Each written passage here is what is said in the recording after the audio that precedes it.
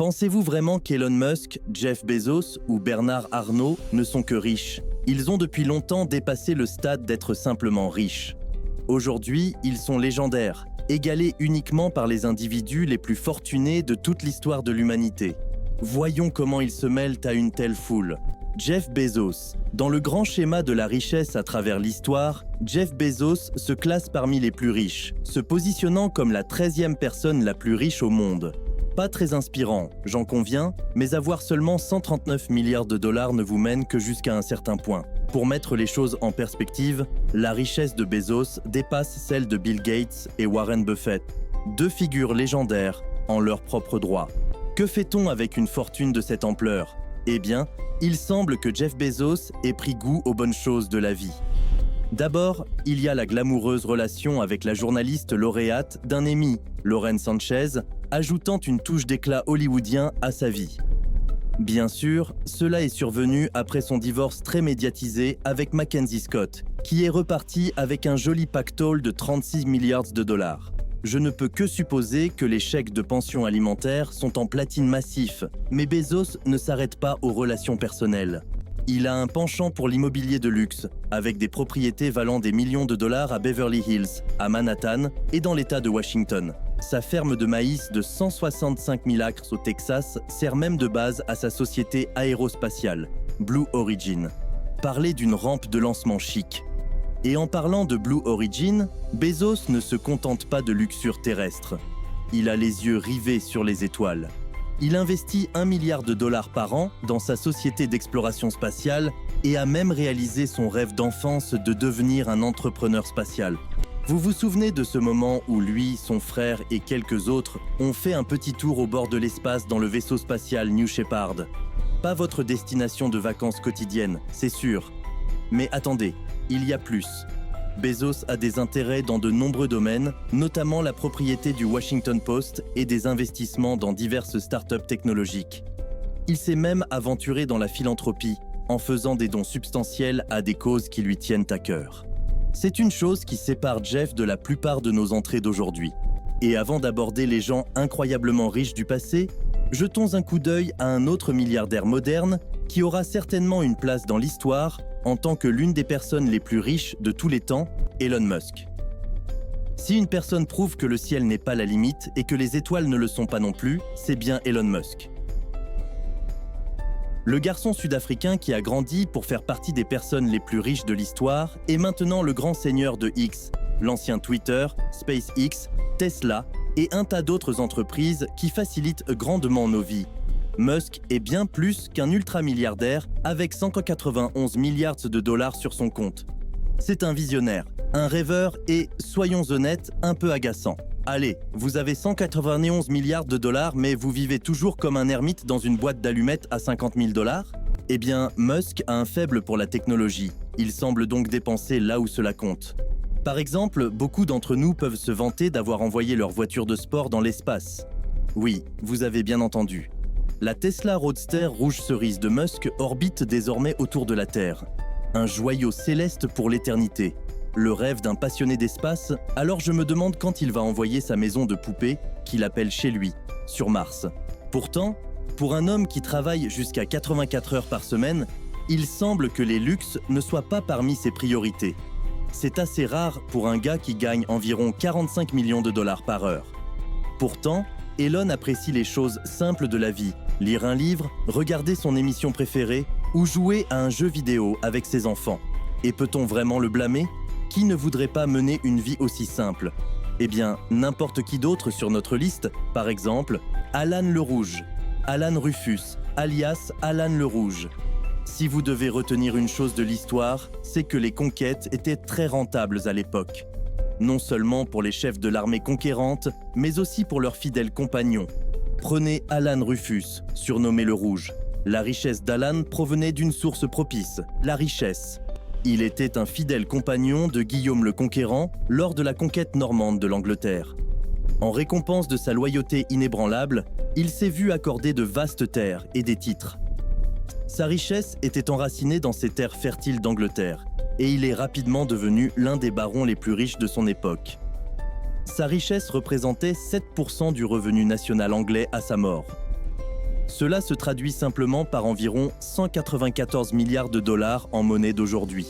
Maintenant, en ce qui concerne mener une vie fastueuse, Alan le Rouge ne lésinait pas sur les dépenses. Il était réputé pour ses somptueux festins, ses animaux de compagnie exotiques et une garde-robe étendue qui ferait rougir d'envie les fashionistas d'aujourd'hui. Son style de vie luxueux était légendaire, établissant un précédent en matière d'extravagance que peu pouvaient égaler. Mais comme les grains de sable du temps passent inévitablement, la fortune d'Alan a également disparu.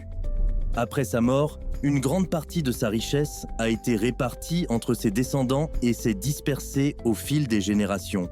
Bien qu'il ne soit pas aussi bien rappelé aujourd'hui que certains de ses contemporains, tels que Guillaume le Conquérant ou Henri Ier, le nom d'Alan le Rouge résonne encore comme un symbole de richesse historique et de vie somptueuse.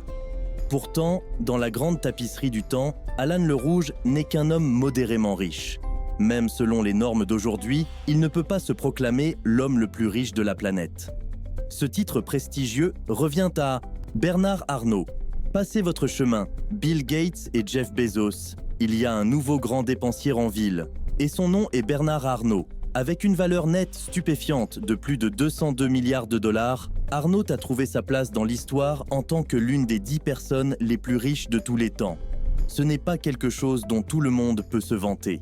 Mais ce qui distingue Arnault des autres milliardaires, c'est son style de vie extravagant et un penchant pour l'indulgence qui ferait rougir même les plus flamboyants dépensiers. Arnault est un maître du monde de la mode. Avec un portefeuille de 70 marques de mode allant du summum du luxe à la satisfaction du grand public et des amateurs de friperie, son empire comprend tout, des vêtements et accessoires au vin, pâtisseries, cosmétiques et parfums. En somme, Arnault est le rêve ultime des passionnés de mode et son influence s'étend bien au-delà du podium. Lorsqu'il n'est pas occupé à diriger son empire de la mode, Arnault apprécie les bonnes choses de la vie. Il a dépensé une somme hallucinante de 150 millions de dollars pour un yacht somptueux où il peut se retirer avec sa famille loin du monde éblouissant de la mode. Ce yacht ultra luxueux est l'incarnation de l'extravagance, où chaque jour ressemble à un voyage au sein de l'opulence. L'immobilier est un autre terrain de jeu où Arnault aime montrer ses muscles financiers. Il possède un château de 150 ans près de Bordeaux, dégoulinant de détails somptueux comme des métaux précieux et des œuvres d'art inestimables. À Paris, il réside dans un palais du XVIIIe siècle sur les rives de la Seine, avec un parc privé, un court de tennis, une piscine, une cave à vin et un lac privé. Il n'acquiert pas seulement de l'immobilier, il collectionne des chefs-d'œuvre architecturaux. Insatisfait de posséder simplement un terrain, Arnault possède une île privée nommée Indigo Island aux Bahamas, s'étendant sur 133 acres de paradis. Il la loue même pour la modique somme de 300 000 dollars par semaine, une aubaine pour ceux qui cherchent à goûter au mode de vie des milliardaires. Malgré son style de vie somptueux, Arnault n'hésite pas à faire preuve de générosité. Il a fait un don de 234 millions de dollars pour la restauration de Notre-Dame après l'incendie dévastateur et a contribué à hauteur d'environ 11 millions de dollars pour soutenir la prévention des incendies de forêt dans la jungle amazonienne. Ainsi, même au sein de l'opulence, Arnault reconnaît l'importance de redonner à la société. Eh bien qu'Arnault soit certainement un homme à admirer, notre prochaine entrée a mérité le titre de l'homme le plus productif de l'histoire, John D. Rockefeller. Lorsque nous parlons des personnes les plus riches de l'histoire, nous sommes susceptibles de tomber sur au moins quelques visages qui sont le rêve mouillé de messieurs aux chapeaux en papier d'aluminium du monde entier.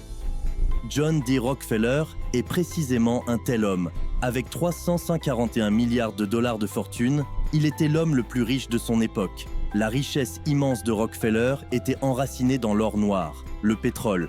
Il a fondé la Standard Oil, un monopole colossal qui a dominé l'industrie pétrolière à la fin du 19e et au début du 20e siècle. Sa fortune a été bâtie sur une mer de pétrole brut et a coulé comme une rivière dans ses coffres. En ce qui concerne le fait de profiter des fruits de son travail, Rockefeller n'a pas hésité.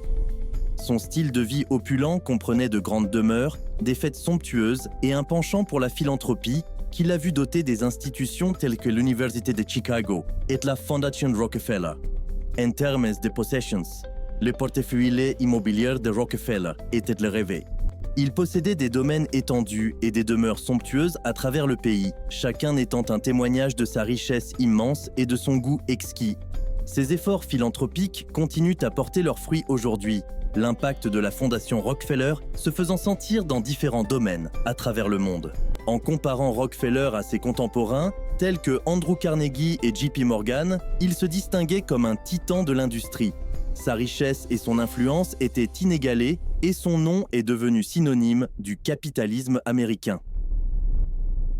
Le style de vie de Rockefeller ne se limitait pas à l'accumulation de richesses, c'était un étalage d'opulence et de grandeur. Ses dépenses extravagantes, son héritage philanthropique et son influence inégalée à son époque en ont fait une étoile brillante. Pourtant, il n'a pas encore inspiré un club exclusif d'ultra-riches à son nom, ce que notre prochaine entrée a fait. Andrew Carnegie. Si vous n'avez jamais entendu parler du Carnegie Club, vous n'êtes probablement pas assez riche. Il s'agit de l'un des clubs les plus exclusifs réservés aux riches du monde et porte le nom du seul et unique, Andrew Carnegie. Vous vous demandez peut-être pourquoi un tas de snobs appelleraient leur club de cette façon. Eh bien, quand votre mécène est l'un des plus grands industriels et parmi les personnes les plus riches de l'histoire, le nom devient une déclaration. La richesse de Carnegie avait ses racines dans l'industrie sidérurgique florissante de la fin du 19e siècle. Sa société, la Carnegie Steel Corporation, était un géant, dominant le paysage de la production d'acier. Sa fortune a été forgée dans les fours ardents de l'industrie et elle a grandi aussi robustement que les poutres d'acier produites par ses usines. En ce qui concerne le fait de mener une vie somptueuse, Carnegie n'était pas du genre à se dérober. Il était connu pour ses fêtes extravagantes, ses manoirs luxueux et un penchant pour la philanthropie aussi vaste que sa richesse. Il a déclaré avec justesse « L'homme qui meurt riche meurt disgracié » et a consacré une grande partie de sa fortune à la construction de bibliothèques, d'universités et d'institutions culturelles qui continuent à bénéficier à la société de nos jours. En termes de possession, Carnegie possédait de grands domaines et de splendides collections d'art, et il était un fervent partisan de la littérature et de l'éducation. Ses efforts philanthropiques ont laissé une empreinte indélébile sur la société américaine, garantissant que sa richesse continuerait à enrichir des vies même après son décès. Le domaine le plus célèbre de Carnegie était peut-être le château de Skibo en Écosse. Carnegie n'a pas lésiné sur les dépenses pour acquérir un château somptueux, historiquement significatif et authentique. Il a déboursé la somme colossale de 3 millions de livres, ce qui équivaut aujourd'hui à environ un demi-milliard de livres ou 600 millions de dollars, pour ce monument culturel et la région environnante. Cependant, ce n'est que le début. Selon certains documents, il aurait dépensé environ 1 milliard de livres supplémentaires en termes d'aujourd'hui pour des rénovations. De plus, il a ajouté des fonctionnalités alors invisibles à l'époque, comme un pavillon de natation intérieure privé et un parcours de golf privé. Vous pourriez penser que ce n'est pas grand-chose, mais au tournant du XXe siècle, c'était comme avoir un aéroport international privé sur sa propriété. La richesse d'Andrew Carnegie n'était pas seulement monumentale, elle était un témoignage du rêve américain et du pouvoir de l'industrie. Mais assez avec ces milliardaires importuns, parlons des trillionnaires.